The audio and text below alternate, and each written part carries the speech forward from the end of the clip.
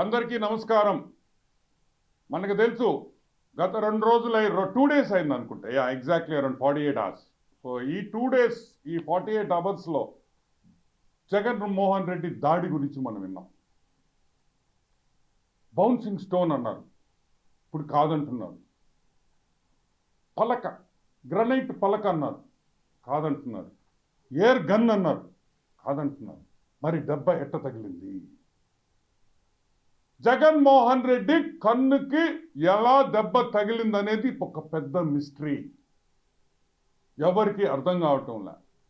Police వాళ్ళే తల గోక్కొని ఏమీ అర్థం కాక ఈరోజు విజయవాడ సిపి టాటా గారు 2 లక్షల రూపాయల బహుమతి ఇస్తామని ఆయన ఒక ప్రకటన చేశారు. ఈ దాడి గురించి టాటా గారు, సిపి గారు, ఎవడు ప్రపంచంలో కూడా మీకు దాని గురించి ఏమీ చెప్పలేరని కూడా మనం చేస్తున్నా ఒక ఆనం వెంకటరమణారెడ్డి తప్పితే. ఈ ఆనం వెంకటరమణారెడ్డికి ఒక్కడికే తెలుసు ఆ దాడి ఎట్ట జరిగిందో. ఇది దాడి మనుషులు చేసింది కాదు. ఈ దాడి మనుషులు చేసింది కాదు. ఈ దాడి ముమ్మాటికి చేసింది ఆత్మలే అని కూడా నేను మీకు అందరికీ మనవి చేస్తున్నా. నేను కూడా 2 రోజులుగా దీని గురించి ఆలోచించాను. వీడియోలు చూసి 100 సార్లు ఆ వీడియోలు చూశాను నేను. ఎక్కడ కూడా రాయి కానీ ఎలా దెబ్బ తగిలిందనేది కూడా అర్థం కాదు, కానీ దెబ్బ తగిలింది. ఇవన్నీ ఆలోచించిన తర్వాత ఇది మనుషులు చేసిన దాడి కాదు, ఆత్మలు చేసిన దాడి అని మాత్రం మాకు అర్థమవుతా ఉంది. ఆత్మలంటే మీరు చేసిన పాపాలకి, మీరు చేసిన మర్డర్లకి చాలా ఆత్మలు ఉన్నాయి. అందరు ఆత్మల గురించి నేను చెప్పుకుంటా పోతే లక్షల్లో చెప్పాల్సి వస్తుంది. కాబట్టి అందరు కాకుండా మీకు ఒక 4 ఆత్మల గురించి చెప్తా. వైఎస్ రాజశేఖర్ రెడ్డి, వైఎస్ వివేకానంద రెడ్డి ఘోరంగా హత్య చేసిన వ్యక్తి. అమర్నాథ్ గౌడ్ చిన్న పిల్లోడు.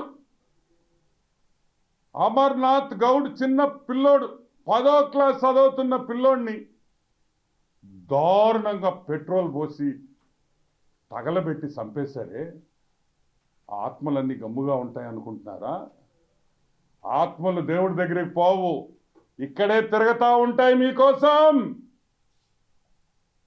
మిసభ అనే ఒక మైనారిటీ పాప, బంగారు తల్లి, 10వ క్లాస్ చదువుకునే బంగారు తల్లిని వేధించి ఊరేసుకునేటట్టు చేశారే. ఈ ఆత్మలన్నీ గమ్ముగా ఉంటాయా? ఈ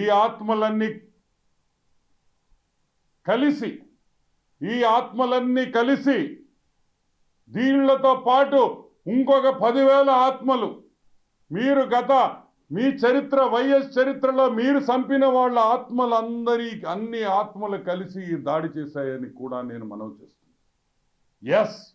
ఇప్పుడు పాయింట్ ఏంటంటే, ఈ ఆత్మల దాడి ఎలా ఆపాలి?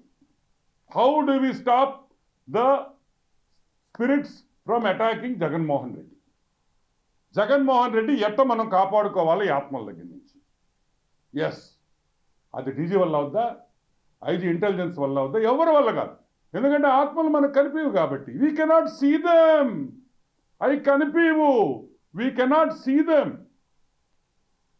నేను చెప్పేది ఒకటి, మన ముఖ్యమంత్రి వైఎస్ జగన్మోహన్ రెడ్డిని కాపాడుకోవాలంటే, ఈ బస్సు యాత్రలో అతనికి ఏమి జరగకుండా స్మూత్గా వెళ్ళాలంటే, మనం 6 మంది, 2 పూజారులు, 2 పాస్టర్లు, 2 మౌలానాలు నిరంతర బస్సు ముందర పూజలు చేసుకుంటూ నిరంతరంగా దేవుడి వాక్యం చెప్పుతూ పోతే ఏవైనా ఈ ఆత్మల్ని మనం ఆపొచ్చేమో, ప్రయత్నిస్తాం.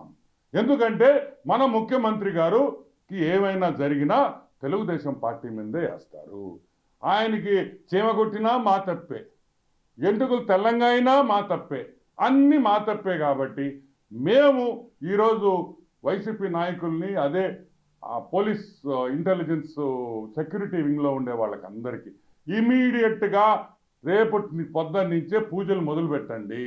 ఆత్మల్ని ఆపండి, ఆత్మల్ని ఆపండి, దాడులు ఆపండి. మీరు 2 లక్షల రూపాయలు అనవసరంగా ప్రకటన ఇచ్చారు.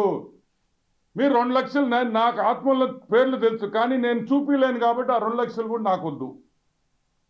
సో వెంటనే పూజలు మొదలు పెట్టాలని మనస్ఫూర్తిగా తెలుగుదేశం పార్టీ తరఫున కోరుకుంటూ, ఆత్మలకి మేమేం తప్పు చేయలేదు, ఆత్మల్లారా మేమేమి తప్పు చేయలేదు, తెలుగుదేశం పార్టీ మీకు ఏమి తప్పు చేయలేదు.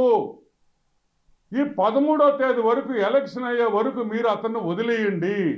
14వ తేదీ తర్వాత మీ ఇష్టం అని ఆ ఆత్మలందరినీ వేడుకుంటున్నాం. వివేకన్న, రాజన్న, గౌడన్న, అమర్నాథ్ అన్న, మిసాబ్, తల్లి, బంగారు, ఒక 10 రోజులు వదిలే బంగారు, 10 రోజులు మా జగన్మోహన్ రెడ్డి వదిలి అని మిమ్మల్ని వేడుకుంటున్నాం. నమస్కారం.